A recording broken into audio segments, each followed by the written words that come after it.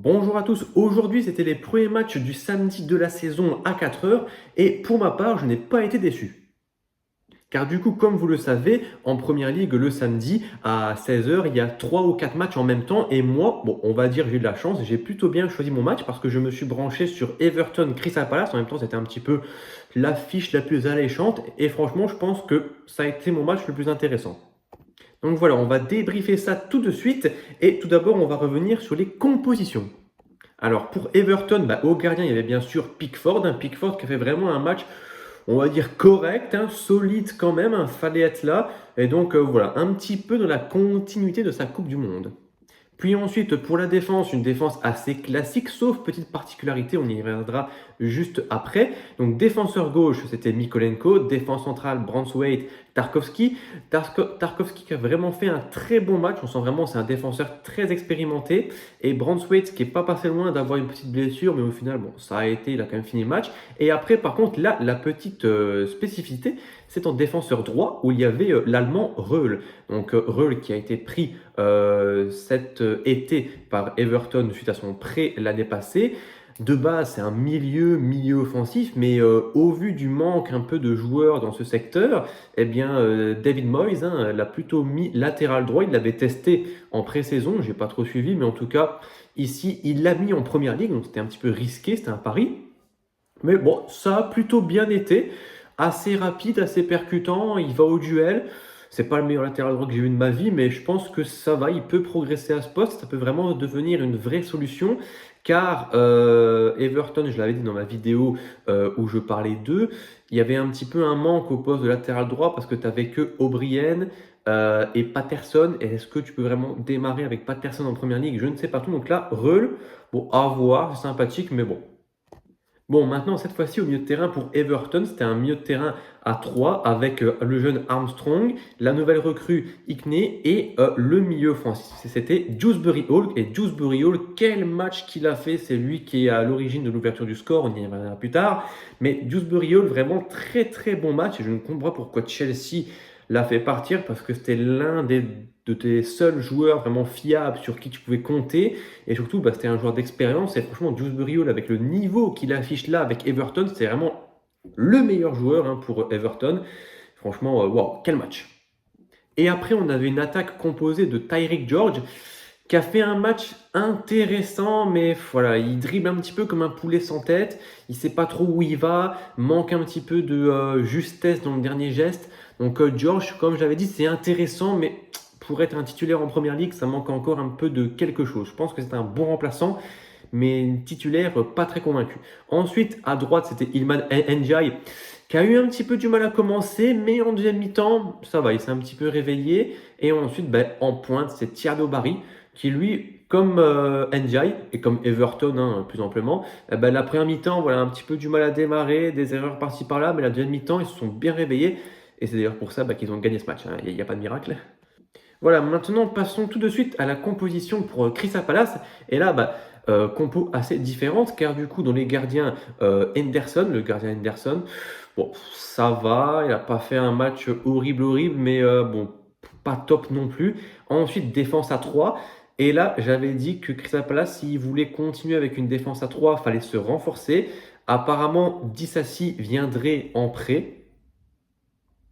Quoi, c'est un renfort ça ou c'est juste pour dire de soulager Chelsea en fait? Parce que je comprends pas là. Comment ça tu prends 10 à 6 pour te renforcer? Le mec, ça fait 3 ans, il pourrit à Chelsea. Le mec ne fait rien du tout. Il a fait un prêt à West Ham, ils sont descendus.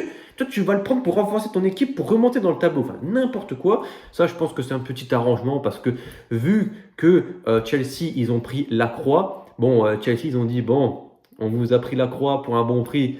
Vous allez nous prendre 10 assis, vous allez nous enlever une épine du pied. Et eux, ils ont dit oui. Donc voilà, j'espère que ils ont fait ça pour une bonne raison. J'espère qu'ils ont quand même plus d'avantages à avoir ça, parce que là, c'est un énorme malus. 10 assis pour te renforcer. Enfin, franchement, je ne suis vraiment pas fan. Mais donc, en tout cas, la défense à 3 qui était alignée aujourd'hui, c'était un petit peu les 3 seuls défenseurs centraux que Pierre Sage pouvait aligner, comme je l'avais dit. Donc, du coup, il y a Shadi Riyad qui, lui, il a vraiment pas fait un bon match. Shadi Riyad, vraiment pas fan. Je l'avais dit que c'est un peu faible pour la première ligue. J'ai eu raison. Vraiment pas top. En plus, il s'est blessé. Apparemment, il s'est fait une grosse blessure au genou. Peut-être les croisés, on verra bien. Mais en tout cas, là, tu te retrouves avec juste 3 défenseurs centraux et peut-être 10 assis. Voilà, donc c'est vraiment génial. Enfin, Crystal Palace, je sais pas trop ce qu'ils font. Qui s'occupe du recrutement des défenseurs et du recrutement en général? Parce qu'on va revenir un petit peu sur leur recrue après. Et après, pour accompagner Riyad, son mauvais match, hein, il y avait Chris Richards et Canvo.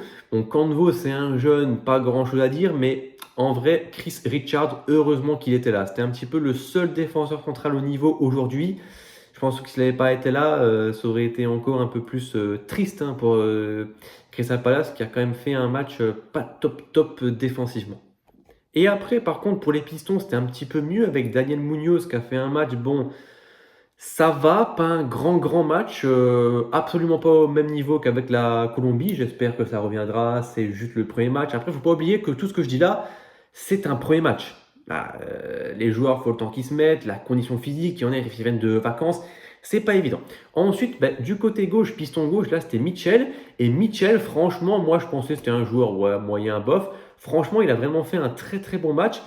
Et ça a été l'une des principales armes offensives hein, de Crystal Palace aujourd'hui. Donc ça en dit long sur un petit peu l'animation aujourd'hui. Et franchement, il a vraiment fait un match plutôt bon. C'était un petit peu l'un des seuls qui était prêt physiquement. Lui, on voit qu'il était déjà... Sa saison avait vraiment commencé. Les autres, tu vois, doucement, fallait le temps. Ensuite, pour le milieu de terrain, donc c'était un milieu à 2, composé de Adam Wharton, qui a vraiment fait un top match. Bon, il a raté 2-3 passes aussi, mais franchement, c'était le meilleur joueur niveau technique hein, de Crystal Palace aujourd'hui. Vraiment, les petites passes en un temps comme ça, les passes masquées. Enfin, franchement, lui, il était très en forme également. Et franchement, qu'est-ce que j'aimerais que le Real Madrid il prenne Wharton, quoi. Mais le niveau technique de Wharton, mais il met une drill à tous les milieux du Real Madrid. Hein.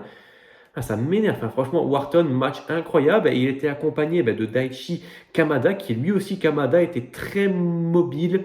Jeu entre les lignes. Hein. Franchement, j'ai vraiment bien aimé le match de Kamada. On y reviendra juste après. Et ensuite, pour l'attaque, là, c'était un petit peu compliqué car Ismail Assar n'était pas sur la feuille de match car il souhaite partir du côté de Galatasaray. Donc là, c'est fin de carrière. Hein, qu'est-ce que je te dis enfin, le mec, il était au top à Crystal Palace. Un bon duo avec Mateta, bonne Coupe du Monde. Tu vas aller à Galatasaray, ouais, tu vas toucher de la thune. Et après quoi? Et après quoi? Tu vas pourrir dans un championnat pas ouf. Tu vas jouer des Coupes d'Europe où tu vas faire des résultats de merde. Là, tu aurais pu rester dans un club compétitif qui te fait confiance, tout le monde t'aime. Franchement, un choix incompréhensible. Oui, c'est pour l'argent, mais à un moment, enfin, je sais pas, quand tu es dans ta situation actuelle, enfin, moi je continuerai. Enfin, dommage. Et ensuite, du coup, l'attaque c'était Mateta. Mateta, ouais, vraiment du mal à commencer la saison. Faut le temps qu'il se mette en route, hein, un petit peu Jean-Philippe. Après, il y avait Nketiah avec lui. Alors, Nketiah, il y avait de l'idée, tu vois, il avait envie, mais ça manque de qualité. Voilà, c'est un joueur, il manque un petit peu de talent. Tu vois, dans le dernier geste, c'est un peu hasardeux ces prises de balles. Et là, par contre, du coup, le troisième attaquant aujourd'hui, c'était McNeil. Et là, franchement, je pense que c'est un agent infiltré de Everton parce que c'est pas possible. Comme vous l'avez vu, il y a eu l'échange Johnson-McNeil. Donc, du coup, aujourd'hui, c'était l'occasion de voir qui un peu avait couillé qui. Et au final, c'est bel et bien Crystal Palace qui s'est fait couiller, contrairement à ce que j'avais pensé, car McNeil a vraiment fait un match de merde. De merde. Le mec, il savait pas faire une passe, il savait pas avancer avec la balle. Zéro initiative, zéro jeu vers l'avant, il était nul. Zéro prise de balle dans les contre-attaques, il était pas là. On lui faisait des passes, les balles, elles partaient en touche. Il était nul. McNeil, horrible, surtout en deuxième mi-temps. Moi, je pensais qu'il était sorti à la mi-temps, mais non, il a joué 20 minutes de plus. Je ne l'ai même pas vu. Où était-il? En tout cas, bref, maintenant qu'on a parlé des compos et un petit peu du match en gros des joueurs, là on va revenir sur le déroulement du match un petit peu dans l'ordre chronologique. Donc tout d'abord, je voudrais dire que Crystal Palace, franchement, au vu de leur première mi-temps, ils méritaient tous les jours hein, de mener au score 1, 2, 3-0 si on est gourmand. Mais franchement, je me suis noté bonne entame hein, de Crystal Palace. C'est eux qui avaient le plus envie, faisaient vraiment un pressing. Everton était un petit peu endormi en début de match. Si bien que dès le début du match, il y a eu une grosse occasion de Mateta avec un centre de Nketiah. Nketiah qui tarde un petit peu à faire le centre et qui du coup c'est trop avancé, du coup il peut plus tirer. Donc et après le centre il est un peu ouais, et Mateta il se place pas trop bien et après la finition il fait une extérieure, ça part. Bon. Voilà, mais en tout cas Grosso Ocas aurait pu être mieux négocié et Crystal Palace aurait pu prendre l'avantage vraiment dès le tout début du match. Par contre, ce que je me suis vraiment noté pour ce match, franchement, si on devait résumer ce match en un mot, ça serait erreur. Des deux côtés, des erreurs, mais dans tous les sens. Les gardiens qui faisaient des passes directement pour les adversaires. Les adversaires, au lieu de punir direct, non, ils refaisaient une passe ratée directement. Des passes pour personne. Vraiment, des prises de balles hasardeuses. En vrai, on voyait vraiment que c'était un premier match. Hein, parce que franchement, c'est assez bizarre vraiment pour des joueurs de ce calibre de faire des erreurs pareilles. Et au final, ouais, fallait vraiment que les deux équipes se réveillent absolument. Parce que la première mi-temps, ouais, c'est bien, tu as des trucs intéressants. Tu avais une bonne action. Et après, tu avais une passe, mais vraiment un contrôle de merde. Ça gâchait tout. Mais ça pendant quand même assez longtemps. Hein, vraiment pendant tout le match, hein, limite. Et par contre, à un moment, comme je l'ai dit, Adam Wharton, de très loin le meilleur joueur de Crystal Palace, pas loin d'être l'un des meilleurs joueurs sur le terrain avec Dewsbury Hall, il a fait une de ses passes magnifiques, mais de loin, tu sais, un petit peu meneur de jeu reculé, comme ça, il fait boum, une passe, ça passe au-dessus de la défense de Everton, Nketiah qui la reprend, contrôle un petit peu, moi, il tire poteau, non, putain, ça aurait été magnifique, un but, mais incroyable la passe de Wharton, je suis dégoûté. Mais donc voilà, ça montre bien que Palace a vraiment du mal à finir ses actions. Ils sont vraiment passés à côté pas mal de fois d'ouvrir le score. Et du coup, ouais, franchement, c'est assez triste parce que Palace, ils dominaient, ils ont eu les occasions.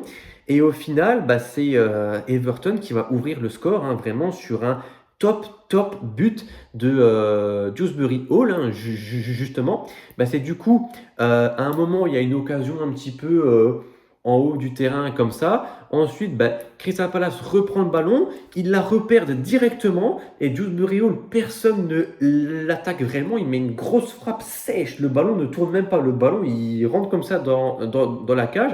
But vraiment pas facile à mettre et Dewsbury Hall, grosse frappe, but et tout. Contre le cours du jeu, je sais pas. Parce que Everton a eu 2-3 occasions aussi, mais pas aussi franches que celle de Crystal Palace. Surtout que juste un petit peu avant, Mateta avait fait un poteau. Donc voilà, Crystal Palace qui a fait une grosse occasion avec Mateta en début de match. Nketiah poteau, Mateta poteau. Finalement, malgré tous les bons ballons envoyés de Adam Wharton, de Kamada, Mitchell, il n'y a rien qui va, enfin, ça ne veut pas rentrer aujourd'hui. Et Everton, grâce à son pressing haut, justement, à partir de la 40e, ça chauffait un petit peu hein, pour Palace. Everton vraiment faisait vraiment un gros pressing haut. Et comme je l'ai dit un petit peu avant, il y avait beaucoup d'erreurs dans ce match. Donc du coup, ça, ça a découlé un petit peu sur des pertes de balles vraiment hautes comme ça. Et c'est ça qui est arrivé. Et du coup, but, hein, Dewsbury Hall. Et la défense, ouais, vraiment pas top, pas très très agressive. Dewsbury Hall très seul, personne qui vient le gêner vraiment alors qu'il est dans la surface. Hein, j'ai pas compris non plus ça. Donc voilà, finalement, que retenir de cette première mi-temps? Palace domine mais ne marque pas. Everton au final se réveille un petit peu en fin de mi-temps et au final met le premier but de ce match. Donc voilà, au final, début de la seconde mi-temps, Munoz et Nketiah sortent tous les deux et c'est Kalaili, donc la nouvelle recrue de l'Union Saint-Gilloise, qui vient jouer piston droit. Bon, intéressant, pourquoi pas. Et après, Jérémy Pinault qui vient jouer un petit peu ailier gauche. Et c'est justement McNeil qui est passé à droite et c'est là que je ne l'ai plus du tout vu. Vraiment, je pensais qu'il était sorti parce qu'il est sorti un petit peu après, mais quand il est sorti, je me suis dit, putain, il était encore sur le terrain lui, mais vraiment. Et pendant 20 minutes, il a disparu. Il n'a pas touché un ballon. Vraiment, je pense qu'il se cachait, il parlait aux joueurs d'Everton. Enfin, une merde. Et du coup, en ce début de seconde période, Everton avait vraiment envie de marquer. Vraiment, il poussait. On voyait bien que David Moyes leur avait dit dans le vestiaire, bon les gars, c'est 1-0, mais nous, on n'a pas envie de garder le score. On veut vraiment les enterrer, car du coup, on s'est un petit peu fait dominer. Donc, ça serait vraiment une grosse erreur de maintenant jouer défensif et pendant 45 minutes espérer tenir le 1-0. Non, il fallait vraiment essayer de marquer. C'est ce qu'ils ont fait. Puis ensuite, il y a Mateta McNeil qui sort enfin, remplacé par Evan Guessant et Strand Larsen. Donc là, vraiment, Pierre Sage, il a vraiment changé un petit peu toute son attaque parce qu'il s'est dit, bon, si avec ceux-là, les tirs ne rentrent pas, peut-être qu'avec d'autres, ça fonctionnera. Au final, ça n'a pas fonctionné. Et après, vient le second but du match avec un top but de Barry, une tête magnifique avec un centre de NDI. Le centre, aïe aïe aïe aïe, le centre vraiment parfait comme ça, ça atterrit sur sa tête. Et Barry, le timing parfait, il saute bien, il arrive vraiment à son pic de hauteur quand la balle arrive à portée de sa tête boum comme ça.